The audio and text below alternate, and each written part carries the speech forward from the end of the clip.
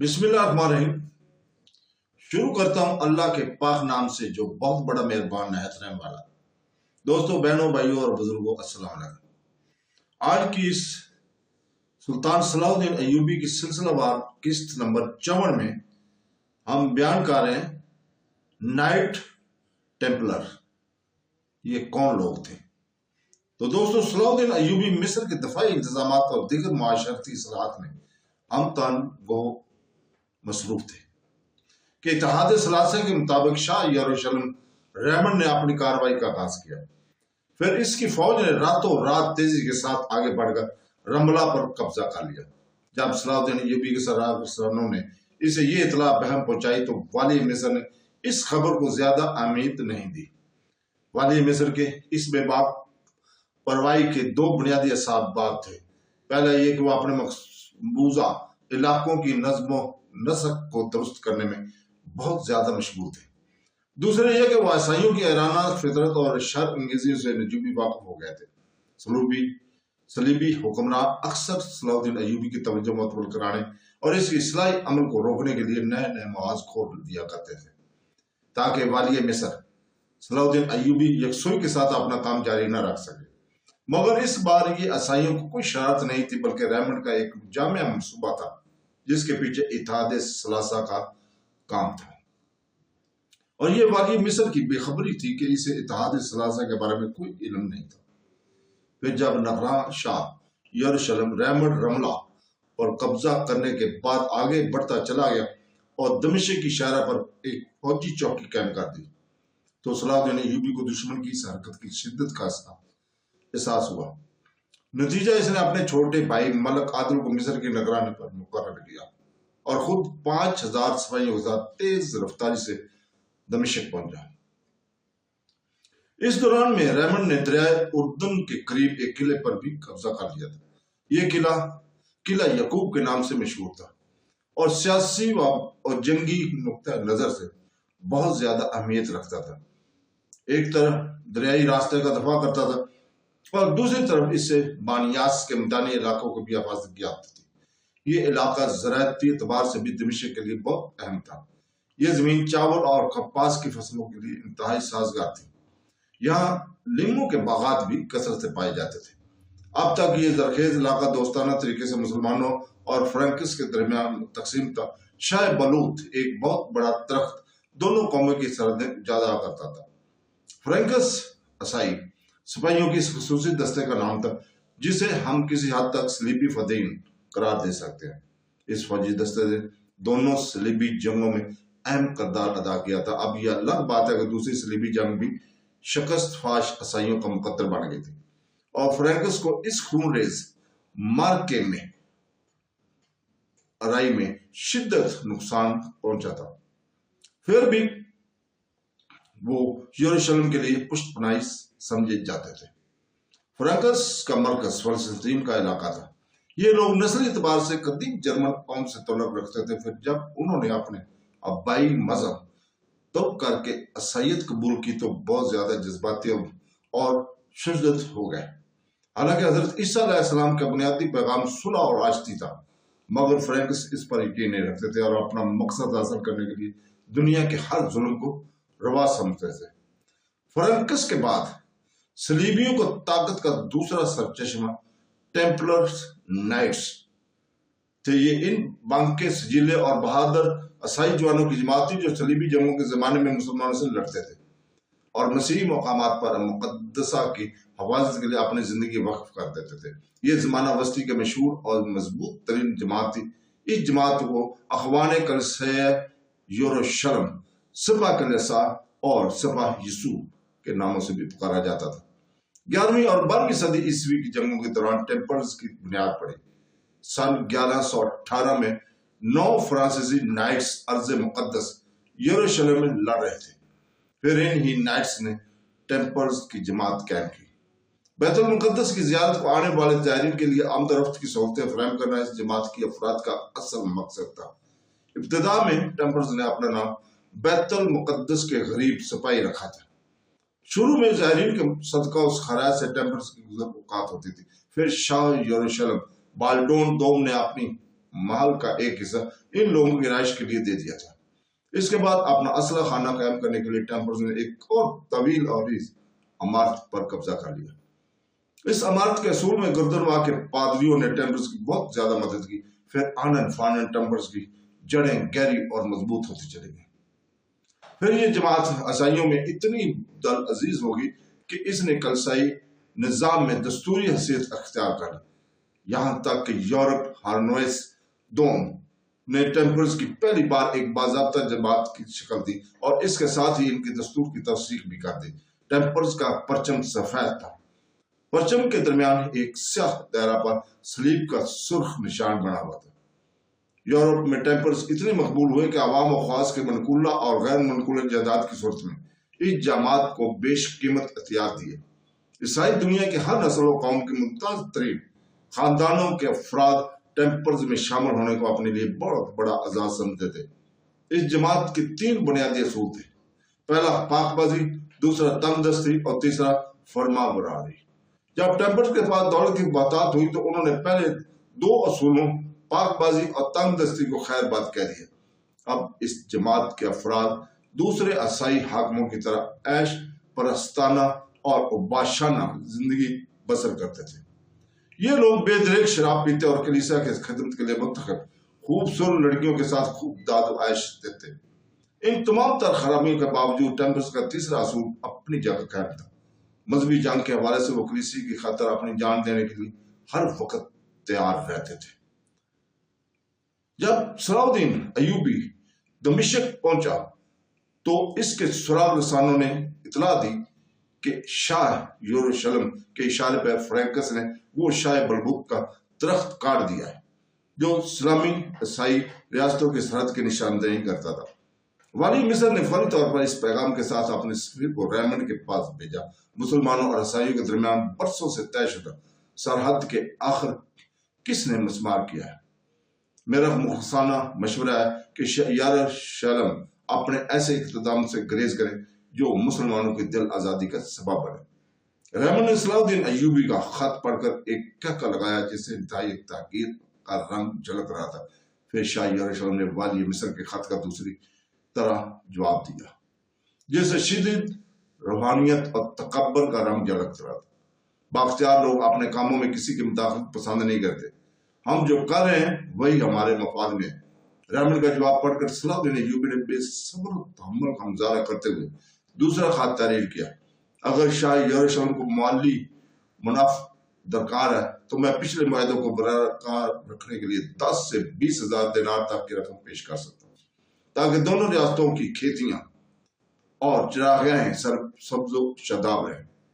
Raymond نے صلاح الدین ایوبی کے اس خط کا جواب بھی نہایت ذلت امیز انداز میں دیتے ہوئے لکھا، یہ پورا علاقہ عیسائیوں کی مورثی ملکیت کا درجہ رکھتا ہے۔ اگر تم رضاکارانہ طور پر اپنے وعدے سے دستبردار ہو جاؤ تو تمہارے حق میں زیادہ بہتر ہوگا۔ نگراں شاہ یروشلم ریمنڈ جان بوجھ کر صلاح الدین ایوبی کو اشتعال دلانے کی کوشش کر رہا تھا تاکہ والی مصر غصے میں آ جائے اور دمشق کے محاذ پر جنگ چھڑ جائے۔ حالانکہ شاہ یروشلم چند ماہ پہلے بھی صلاح الدین ایوبی سے پنجہ آزمائی کر چکا تھا۔ یہ اس وقت کا واقعہ ہے جب سلطان ملک سالہ نے کئی لاکھ دینار دے کر ریمنڈ کی خدمات حاضر کی تھی تاکہ شاہ یروشلم صلاح الدین ایوبی کو دمشق کا محاصرہ اٹھانے کو مجبور کر دے۔ مگر ہما کی معرکے میں والی مصر نے ریمنڈ کو ذلت امیز شکست دے دچار کیا تھا۔ شاہ یروشلم کے پیش نظر اس چھیڑ چھاڑ کے دموں کا مقاصد تھے۔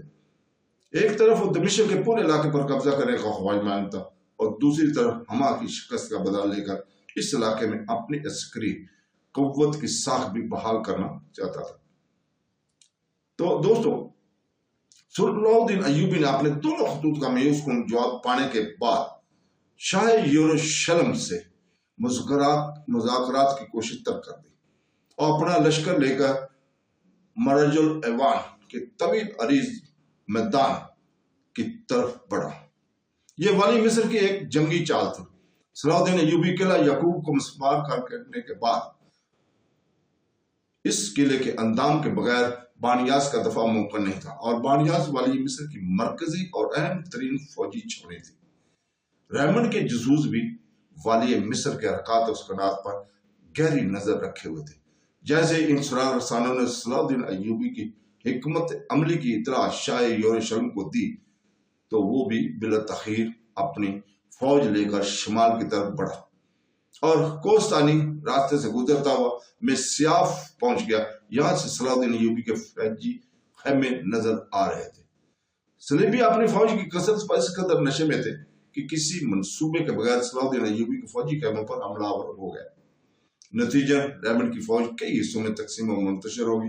اس اچانک حملے سے صلاح الدین ایوبی کے لشکر کا بھی ایک حصہ بدحواس ہو کر بھاگ کھڑا ہوا۔ ٹیمپلز کے سالانہ اوڈو نے فتح کے جوش میں دور تک صلاح الدین ایوبی کے فوجی دستے کا تعاقب کیا۔ انجام کا شاہ یروشلم ریمنڈ کی فوج مزید کئی حصوں میں تقسیم ہوگی۔ صلاح الدین ایوبی نے اس صورتحال سے بروقت فائدہ اٹھایا۔ اس کی جگہ کوئی دوسرا سالار ہوتا تو ریمنڈ کے فوجی دستے کا سامنا کر کے اسے روکنے کی کوشش کرتا، لیکن والی مصر نے عجیب جنگی چال چلی۔ اس نے شاہ یروشلم کا مقابلہ کرنے کے بجائے ٹیمپلز کا تعاقب کرنا شروع کر دیا۔ اس کے ساتھ ہی صلاح الدین ایوبی نے اپنے دوسرے فوجی دستے کو حکم دیا کہ وہ زاویہ بدل کر مختصر راستے سے فوجی دستے تک پہنچنے کی کوشش کرے، جس کے تعاقب میں صلاح اوڈو تھا۔ صلاح الدین ایوبی کے اس حکم پر اس کے شہروں نے برق رفتاری کے ساتھ گزارا گیا اور مختلف گھاٹیوں اور تنگ راستوں سے گزر کر اپنے ان ساتھیوں سے جا ملے جو ٹیمپلز کے اچانک حملے سے بدحواس ہو کر بھاگ کھڑے ہوئے تھے۔ صلاح الدین ایوبی کے اس تازہ دم فوجی دستے نے اپنے مفروض سپاہیوں کے یہ خوشخبری سنائی کہ بہت جلد والی مصر کا خصوصی دستہ ان کی مدد کو پہنچنے والا ہے۔ یہ سنتے ہی صلاح الدین ایوبی کی مفروض سپاہی پلٹ پڑے اور ٹیمپلز پر بھرپور جوابی حملہ کر دیا۔ سالار اوڈو اپنی دانست میں جنگ جیت چکا تھا۔ مصری سپاہیوں کی اس مزاحمتی کوشش کو اس مغرور اور سریت الغم سائی سالار نے یہ سمجھا نزاع کے عالم میں مبتلا کوئی شخص آخری ہچکی لے رہا ہو۔ فتح کے نشے میں چور ٹیمپلز نے بھی پورے زور و شور سے مسلمان سپاہیوں کا مقابلہ کیا، مگر یہ مارکا ارائے اس وقت ایک خونریز منظر میں تبدیل ہوگی جب صلاح الدین ایوبی کے دستے نے عقب سے آ کر سالار اوڈو اور اس کے فوجی دستے کو گھیر لیا۔ پھر چند گھنٹوں میں صلیبی فاتحین ٹیمپلز کی تقدیر کا فیصلہ ہو گیا۔ بہت سے عیسائی سپاہی قتل ہو گئے یا گرفتار کر لیے گئے۔ کچھ صلیبیوں نے دریائے بقا عبور کر کے قریب قلعت بلفرٹ میں پناہ لی۔ کچھ میدان جنگ میں فرار ہو کر میدان صدوم چلے گئے، اور اسی طرح صلاح الدین ایوبی کی فتوحات کی طویل فہرست میں مربع العیون کی جنگ ہوئی۔ کوئی بہت بڑی جنگ نہیں تھی، لیکن تاریخ میں یہ فتح اس لیے زیادہ شہرت رکھتی ہے کہ اس امریکہ میں صلیبیوں کے 70 اعلیٰ فوجی منصب دار گرفتار کر کے صلاح الدین ایوبی کے خیمے میں لائے گئے تھے۔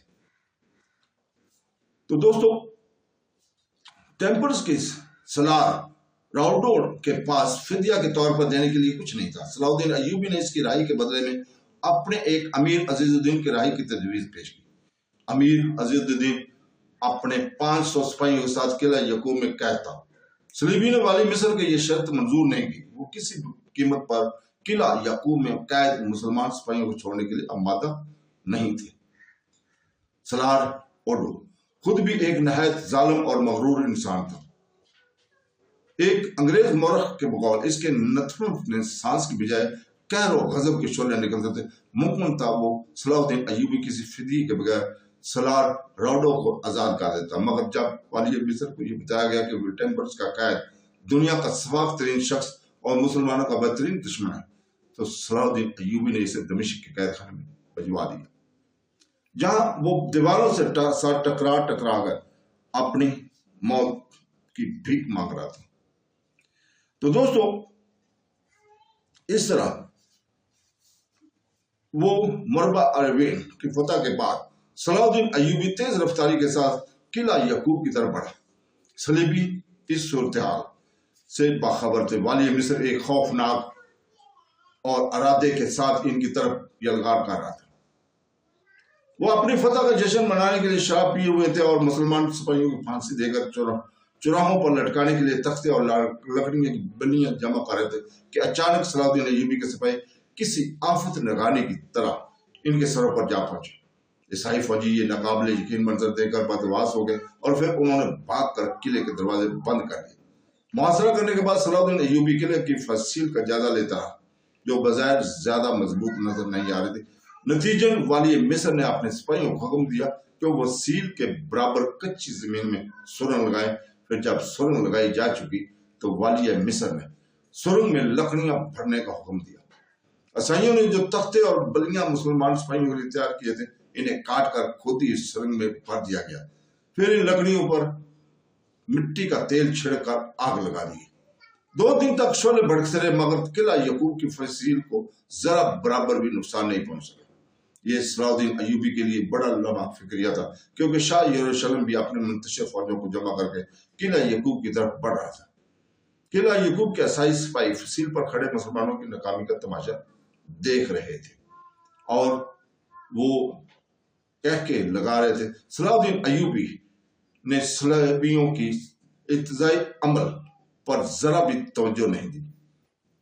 वो 11-12 साल की उम्र से सुल्तान नूरुद्दीन जंगी के साथ जंग में शरीक होता था, इसलिए ऐसे बेशुमार खेलों और तमाशों को आती था। सलाहुद्दीन अय्यूबी ने फौरी तौर पर अपने इन फौजी माहिरीन से मशवरा किया, जो किलों और फसीलों की तामीरात का वसी इल्म रखते थे। गौर व फिक्र के बाद एक ऐसे ही महर ने अपनी राय पेश करते हुए कहा, अमीर मोहतरम, मेरा ख्याल है कि फसील की बुनियाद हमारे अंदाजे से बहुत ज्यादा गहरी है।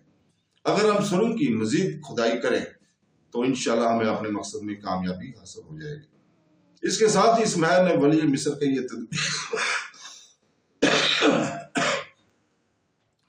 तदबीर भी बताई कि सुरंग में लगाई हुई आग बुझा दी जाए, फिर बुझी लकड़ियां निकालकर सुरंग को पानी से भर दिया जाए। इस तरह मिट्टी गीली होकर नरम पड़ जाएगी और फिर आसानी के साथ खुदाई का काम जारी रखा जा सके। सलाहुद्दीन अय्यूबी ने अमली से काम लेते हुए अपने सिपाहियों को मुखातब करके अजीब ऐलान किया, जो फौजी एक मश्क पानी लाएगा, इसे 1 दिनार बतौर इनाम दिया जाएगा। वाली मिस्र की इस ऐलान ने सिपाहियों में नया जोश पैदा किया। पहले चंद मशकों से सुरंग की आग बुझाएगी, फिर अधजल लकड़ियों कोलों से सुरंग को साफ कर दिया गया। इसके बाद सलाहुद्दीन अय्यूबी के सिपाही इतना पानी लाए, हर तरफ जल थल हो गया। फिर चंद घंटे इंतजार करने के बाद जमीन जितना पानी जज्ब कर सकती थी अपने अंदर जज्ब कर ले। चंद घंटों के बाद पहले सुरंग को मजीद गहरा करने का काम शुरू हो गया। इसके साथ ही कुछ फासले पर दूसरी सुरंग खोदने का काम का आगाज कर दिया। फिर शाम तक दोनों सुरंगों की खुदाई जारी रही।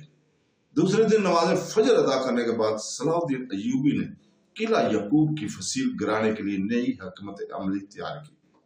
पहले दोनों सुरंगों पर मिट्टी का तेल डाला गया। जब वो तेल पूरी तरह मिट्टी में जज़ब हो गया तो दोनों सुरंगों में सूखी लकड़ियां भर दी गई। फिर इन पर तेल डालकर आग लगा दी। ये नई तदबीर बहुत ज्यादा कारगर साबित हुई। चंद घंटों के बाद ही किला यकूब की मजबूत तरीन फसील का एक हिस्सा जमीन बोस हो गया। ये 30 अगस्त 1179 का यादगार दिन था, जब सलाहुद्दीन अय्यूबी की फौज अंदर दाखिल हो गई।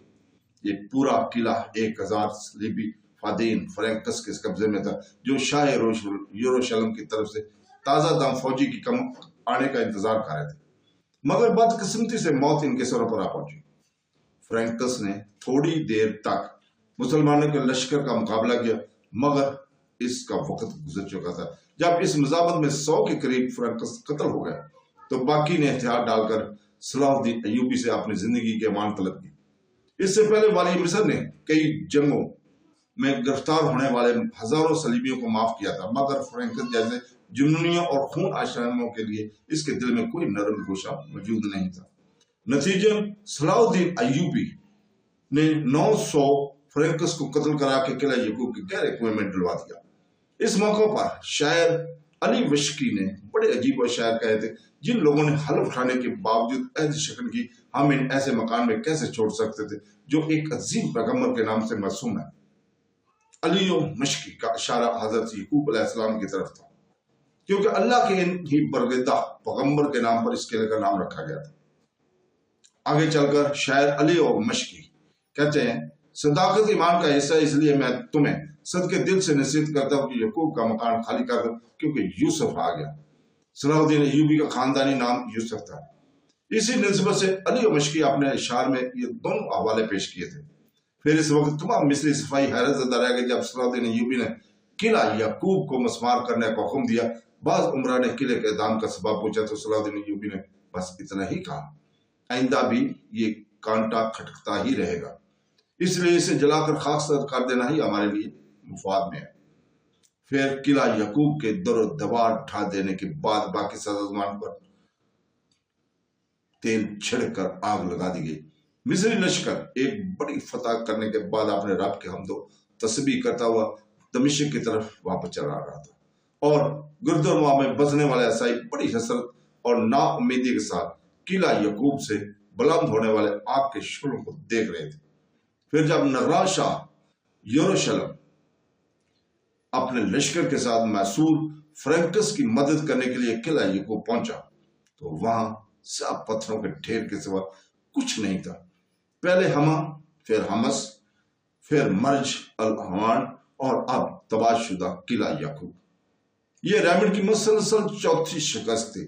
اپنی رسوائیوں اور ناکامیوں کو یاد کر کے ریمنڈ پاگل سا ہو گیا اور ہذیانی انداز میں چیخنے لگا، اے خداوند خدا، مجھے اس وقت تک دنیا سے نہ اٹھائیو جب تک میں قلعہ یعقوب کی طرح دمشق اور مصر کے قلعوں کو کھنڈر میں تبدیل نہ کر دوں۔ دوستوں، اس کے ساتھ ہی اجازت چاہتا ہوں۔ کل تک کے لیے، کل ہم اسی وقت آپ کے سامنے پھر حاضر ہوں گے نئی قسط لے کر۔ اللہ حافظ۔